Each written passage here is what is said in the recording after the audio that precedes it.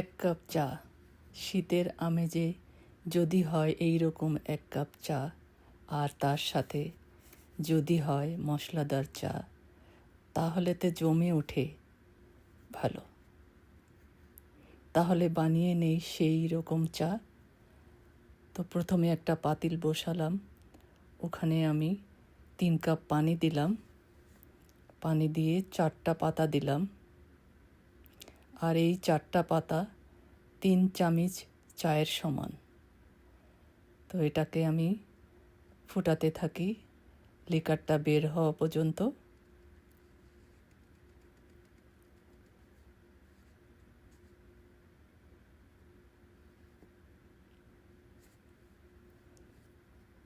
এখন আমার চায়ের লিকারটা হয়ে গেছে, আমি এই পাতাগুলোকে তুলে ফেলব।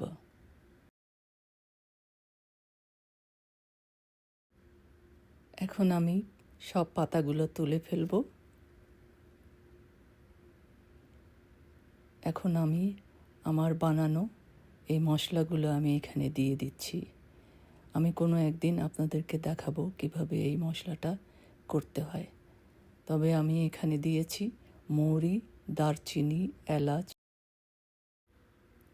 কেশর এবং আদা, আর এগুলোকে আমি ড্রাই করে ক্রাশ করে নিয়েছিলাম। চা পাতা এবং মশলা থেকে সুন্দর একটা অ্যারোমা আসবে। এরপর আমি ঘন করে কিছুটা মিল্ক এখানে দিয়ে দিলাম, 3 চামচের মতন। দেখুন কত সুন্দর একটা কালার হয়েছে।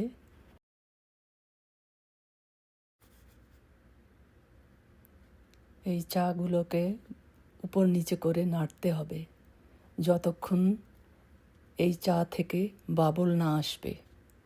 আপনি যত বেশি উপর নিচে করে নাড়তে থাকবেন তত বেশি বাবল আসবে, আর তখনই এই চায়ের টেস্টটা আসবে। এখন আমি 2 চামচের মতো চিনি দিয়ে দিলাম। আপনাদের স্বাদ অনুযায়ী আপনারা দিবেন, তবে আমার এই চাতে একটু মিষ্টি ভালো লাগে, তাই আমি 2 চামচ চিনি দিয়েছি।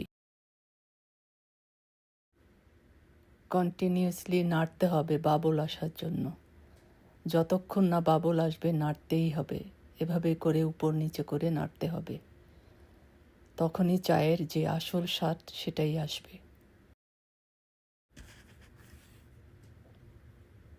এভাবে করে আমি নাড়তে থাকবো।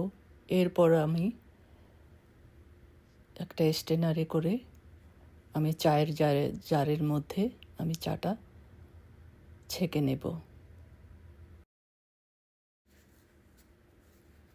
এরপর আমি চায়ের কাপে চা ঢেলে নেব। দেখুন কত সুন্দর একটা কালার হয়েছে। আপনাদেরকে আমি কালারটা দেখাতে পারছি, কিন্তু এর গন্ধটা আপনাদেরকে দিতে পারছি না।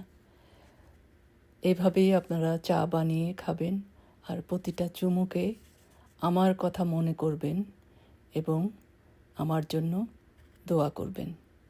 Thank you.